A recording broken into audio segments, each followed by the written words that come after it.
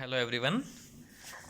आज हम BA second year library science का जो इंफॉर्मेशन टेक्नोलॉजी पेपर है, उस पेपर का 5वीं यूनिट है डाटाबेस मैनेजमेंट सिस्टम। उसके ऊपर हम चर्चा करेंगे।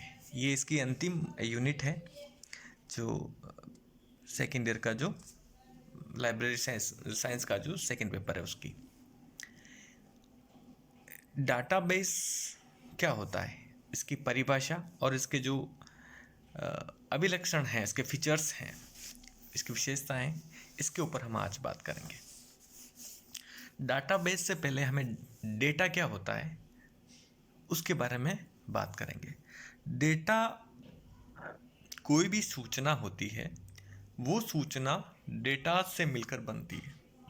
विभिन्न छोटे छोटे आंकड़े मिलकर एक सूचना को बनाते हैं और वह सूचना ज्ञान को बनाती है। तो ज्ञान और सूचना का आधार डेटा होता है। अब जो हम साधारण जीवन में देखते हैं, जितने भी संस्थान होते हैं, बैंकिंग होती है, कॉलेज होता है, लाइब्रेरी होती है, परिवहन सेवाएं, जनसंख्या, जनगणना, हर जगह हर संस्थान अपने जो आंकड़े होते हैं उन आंकड़ों को एक व्यवस्थित रूप में रखते हैं, क्योंकि वो उन जो आंकड़े होते हैं वो उनके लिए एक रिकॉर्ड होते हैं। तो उन आंकड़ों का सही तरीके से भंडारण करना, उनको व्यवस्थित करना, एक निश्चित फॉर्मेट में व्यवस्थित करना डेटाबेस कहलाता है। ये इसकी साधारण परिभाषा है। हम हमारे महाविद्यालय की बात करें तो विद्यालय में जितने भी स्टूडेंट्स हैं, स्टाफ मेंबर्स हैं, इन सभी के जो डेटाज हैं वो इकट्ठे रखने पड़ते हैं, जो कि हम एक्सेल सीट में रखते हैं अपने माइक्रोसॉफ्ट की। और एक्सेल सीट के अलावा भी हम जो दूसरी जो डाटाबेसेस होते हैं माइक्रोसॉफ्ट एक्सेस में रखते हैं, जिससे कि हम वो जो सूचना है उसको हम पुनः प्राप्त कर सकें और वो हमारे लिए एक रिकॉर्ड के रूप में रहे। और सबसे महत्वपूर्ण जो होता है वो एक्सेल होता है। एक्सेल में जब हम डाटा फीड करते हैं तो वो डाटा विभिन्न रो एंड कॉलम के रूप में उसमें व्यवस्थित रहते हैं। और जब भी हम इंफॉर्मेशन हमें चाहिए होती है तो हम उनसे कलेक्ट करते हैं, उनको हम एडिट कर सकते हैं। जो कोई हम सूचना को पुनर्व्यवस्थित करना है तो हम उनमें कर सकते हैं। आज हम यूट्यूब, फेसबुक या फिर जितने भी ऑनलाइन सिस्टम है, परिवहन सेवा है, बैंकिंग सेवा है, वायुयान सेवा है, तो हर जगह आंकड़ों का प्रयोग होता है और डाटाबेसेस का प्रयोग होता है उनके रिकॉर्ड के लिए। जैसे पासपोर्ट ऑफिस है या फिर आधार कार्ड का ऑफिस है या फिर ड्राइविंग लाइसेंस का ऑफिस है, तो उनके पास सभी लोगों के जो आंकड़े रखना ज़रूरी होता है। तो उन आंकड़ों को एक व्यवस्थित एक तरीके के रूप में रखने के लिए उनको एक डेटाबेसिस के अंतर्गत उनको आंकड़े रखने पड़ते हैं। और उन आंकड़ों को जब भी उनको आवश्यकता होती है तो उन डेटास को वापस वो पुनर्प्राप्त करते हैं, रिट्राइव करते हैं। तो ये डाटाबेसिस प्रक्रिया कहलाती है। और ये एक सिस्टमेटिक टेबल के माध्यम से तैयार होते हैं। विभिन्न डाटाबेसिस में बहुत ही संख्या में टेबल्स होती है। उन टेबल्स में उन आंकड़ों को व्यवस्थित किया जाता है और उनको इंटर रिलेट, एक दूसरे के बीच में संबंध स्थापित किया जाता है। तो ये डाटाबेसिस कहलाते हैं। और डाटाबेसिस के वर्तमान में बहुत ही अलग अलग प्रकार के सॉफ्टवेयर हैं जो कि इनके जो डाटाओं के जो रिलेशन हैं उनको व्यवस्थित करते हैं, डाटाओं को अपने आप अपडेट करते हैं, डाटा का अपने आप रिप्लेस करते हैं। यानी एक डाटा को अगर उस डाटा को चेंज करना है तो वो सॉफ्टवेयर उनको चेंज करते हैं। तो हम इनके बारे में पूरे आज इस जो हमारी यूनिट है इसमें अलग अलग वीडियो में हम एक एक चीज़ के ऊपर हम चर्चा करेंगे। तो हम सबसे पहले डाटाबेसिस के बारे में जानते हैं।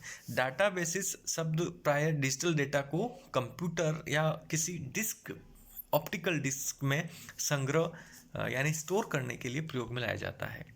यह सूचना को सुव्यवस्थित क्रम में, सिस्टमेटिक ऑर्डर में संग्रहित करती है। इसमें जो डेटा प्राय ग्रंथपरक यानी बिब्लियोग्राफी होता है, और इसके अलावा न्यूमेरिक यानी संख्यात्मक, स्टैटिस्टिकल यानी सांख्यिकी रूप में, टेक्सचुअल यानी टेक्स्ट के रूप में, पाठ के रूप में, और जो हमने ग्रंथपरक बात की बिब्लियोग्राफिक यानी ग्रंथ की लिस्ट के रूप में। तो इन 4-5 प्रकार से डेटा व्यवस्थित हो सकता है और व्यवस्थित होता है। और इसके अलावा एक सारकरण, एब्स्ट्रैक्टिंग, सारकरण यानी कोई भी जो इन्फॉर्मेशन होती है उनको एब्स्ट्रैक्ट रूप में लिखकर उनके डेटाबेसेस तैयार करना। तो ये विभिन्न इसके प्रकार होते हैं। इस तरह से डेटा को निजी या सामूहिक प्रयोग के कार्य के लिए संग्रहित किया जाता है। डेटाबेस में डेटा को इस तरह से संगठित किया जाता है जिससे डेटा की आसानी से पुनः प्राप्ति हो सके, रिट्राइव कर सके हम उसको वापस, या किया जा सके, तथा इसका जो अभिगम है इस प्रकार से हो कि उसे ऑनलाइन या इंटरनेट के द्वारा भी एक्सेस किया जा सके। हम उसको ऑनलाइन माध्यम में भी प्राप्त कर सके, जो कि हम विभिन्न जो ऑनलाइन सिस्टम होते हैं, जैसे हम इंस्टाग्राम की बात करें, फेसबुक की बात करें, और कोई ऐसे जो यूट्यूब की बात करें, तो हम सीधा ऑनलाइन उन डाटा को एक्सेस करते हैं। अब हम डेटाबेस की परिभाषा की बात करते हैं, जो प्रॉपर इसकी परिभाषा है। डेटाबेस में सूचना स्रोत हैं जो कंप्यूटर के माध्यम से सूचना प्राप्त करने हेतु संगठित किए जाते हैं। इसलिए डेटाबेस संगठित डेटा का संग्रह होता है जिसका विभिन्न यूजर्स के द्वारा उपयोग किया जाता है।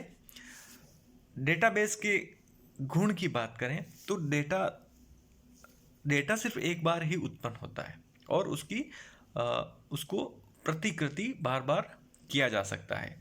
डेटा का जो संगठन किसी भी अनुप्रयोग प्रोग्राम में स्वतः होता है, मतलब वो सॉफ्टवेयर के माध्यम से अपने आप ही ऑर्गेनाइज्ड हो जाता है। वो जहाँ उसको पहुँचना होता है वहाँ वो अपने आप चला जाता है विभिन्न सॉफ्टवेयर के माध्यम से, जो कि रिलेशनल डाटाबेस मैनेजमेंट सॉफ्टवेयर होते हैं या फिर डाटाबेस मैनेजमेंट सॉफ्टवेयर होते हैं, जिनके ऊपर हम आगे चर्चा करेंगे। और डेटा का जो उपयोग है वो अनेक व्यक्तियों द्वारा, संस्थाओं द्वारा किया जाता है, और डेटा का जो प्रयोग है वह स्टैंडर्डाइज्ड प्रयोग होता है, मतलब उसको एक मान्यता प्राप्त और प्रॉपर फॉर्मेट में उसका प्रयोग होता है।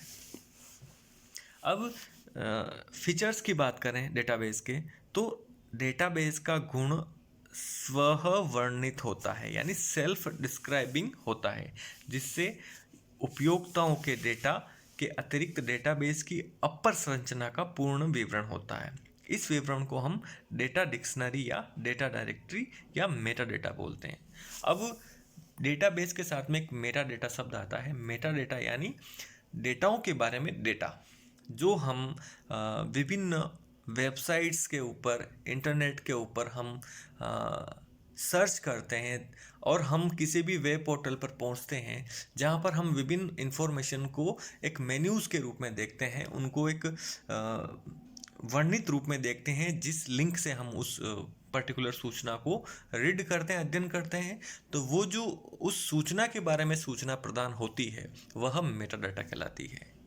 तो डेटाबेस की एक मुख्य विशेषता होती है कि डेटाबेस तो होता ही होता है, और वो डेटाबेस को प्रदर्शित करने के लिए, उनकी जानकारी हमें प्राप्त करवाने के लिए एक मेटा डेटा होता है, जो जो डेटास जो होते हैं डेटाबेस के अंदर उनकी सूचना हमें प्रदान करता है। जैसे हम फेसबुक पर किसी के नाम को क्लिक करते हैं, तो नाम को क्लिक करने के बाद में उसके बारे में इंफॉर्मेशन आती है, तो जो हम उसके नाम को क्लिक कर रहे हैं वो उसका मेटा डेटा है, जो कि उसके जो अंदर के डेटास हैं, आंकड़े हैं, उनके बारे में इंफॉर्मेशन देता है। हम कॉलेज की वेबसाइट के ऊपर सर्च करते हैं, तो कॉलेज के जो विद्यार्थी हैं उनकी लिस्ट, नाम लिखा होता है लिस्ट ऑफ कॉलेज स्टूडेंट, तो उस लिस्ट को हम सर्च करते हैं तो पूरी लिस्ट निकल कर सामने आती है। तो जो लिस्ट, जो वर्ड लिखा होता है लिस्ट ऑफ कॉलेज स्टूडेंट, वो लिस्ट एक मेटा डेटा होती है, जो कि उसके अंदरूनी जो डेटाज होते हैं उनकी इंफॉर्मेशन हमें प्रदान करती है। तो ये इन डेटाबेस का एक स्पेशल फीचर होता है, एक गुण होता है कि इनकी जो इन्फॉर्मेशन है हमें मेटा डेटा के थ्रू प्राप्त होती है, और ये जो सॉफ्टवेयर्स होते हैं उनमें इनबिल्ट होती है। अब इसके अलावा हम यह कह सकते हैं कि डेटाबेस पुस्तकालय की सूची की तरह होता है। पुस्तकालय का स्ववर्णित गुण होता है पुस्तकों का संग्रह। इस संग्रह का विवरण पुस्तकालय सूची, जो पुस्तकालय का एक महत्वपूर्ण भाग है, के द्वारा प्राप्त किया जा सकता है। ठीक इसी प्रकार डेटाबेस में डेटा डिक्शनरी, जो जिसे कि हम मेटा डेटा बोलते हैं, जो डेटाबेस का एक महत्वपूर्ण अंग होता है, उसके द्वारा डेटाबेस के अंदर उपलब्ध सभी प्रकार की सूचना उपलब्ध होती है। तो डेटाबेस का स्ववर्णित गुण ही मेटा डेटा कहलाता है या डेटा डिक्शनरी कहलाता है। अब ये जो इसकी जो सेल्फ डिस्क्राइबिंग इसका जो गुण है, वो गुण किन कारणों से महत्वपूर्ण है उनके ऊपर बात करते हैं। ये मेटा डेटा महत्वपूर्ण क्यों है? प्रोग्राम डेटा स्वतंत्रता को प्रोत्साहित करते हैं। इसका अभिप्राय यह है कि हमें फाइल या रिकॉर्ड के बारे में जानकारी के लिए किसी तरह के बाहरी प्रलेखन की ज़रूरत नहीं होती है। जैसे कि डेटाबेस की संरचना कैसी है और इसमें किस प्रकार की विषय वस्तु उपलब्ध है, इसकी जानकारी डेटाबेस स्वयं उपलब्ध करवाता है। लेकिन फाइल प्रक्रियाकरण प्रणाली में इस तरह की बाहरी प्रलेखन की ज़रूरत नहीं होती है। मतलब जो डेटाबेसेस सॉफ्टवेयर्स होते हैं वो अपने आप में स्ववर्णित होते हैं। उनमें हमें कोई इन्फॉर्मेशन अलग से प्रोवाइड करने की ज़रूरत नहीं होती है। हमें सिर्फ और सिर्फ उसमें डाटा एंट्री करने के बाद में हम अपने डाटा को एक अच्छे तरीके से, एक सही तरीके से हम उनको पुनर्प्राप्त कर सकते हैं, रिट्राइव कर सकते हैं। हमें उसके लिए अलग से कोई फंक्शनिंग की आवश्यकता नहीं होती है। वो अपने आप में सेल्फ वर्णित होता है, यानी सेल्फ डिस्क्राइब्ड होता है। अगर हमें डेटाबेस में किसी तरह के बदलाव की ज़रूरत है तो केवल हम नए डेटा को डेटा डिक्शनरी में जोड़ देते हैं। फिर हमें उन प्रोग्रामों को बदलने की ज़रूरत होती है जिसे नया डेटा तत्व ही बदला जा सके। तो हम अपने डेटा को अगर रिप्लेस करना चाहते हैं तो वो डेटा डिक्शनरी के थ्रू हम उसमें आसानी से कर सकते हैं। वो अपने आप रिप्लेस हो जाता है, हमें उसके लिए कोई अंदर डेटाबेस के जाने की आवश्यकता नहीं होती है। डेटाबेस उपयोक्ताओं की ज़रूरत का एक मॉडल होता है। किस प्रकार की सूचना या विवरण डेटाबेस में होना चाहिए, यह इस बात पर निर्भर करता है कि यूज़र्स की क्या ज़रूरत है और किस तरह की सूचना वह डेटाबेस में चाहता है। इसके बाद ही डेटाबेस का अभिकल्पन या डिज़ाइनिंग की जाती है। मतलब डेटाबेस जो तैयार किए जाते हैं कंपनियों द्वारा, वो डेटाबेस यूज़र की आवश्यकताओं के अनुरूप किए जाते हैं। अब पुस्तकालय का डेटाबेस अलग प्रकार का होता है, कॉलेज का डेटाबेस अलग प्रकार का होता है, फेसबुक का डेटाबेस अलग प्रकार का होता है, किसी परिवहन विभाग का डेटाबेस अलग प्रकार का होता है, आधार कार्ड सिस्टम का डेटाबेस अलग प्रकार का होता है।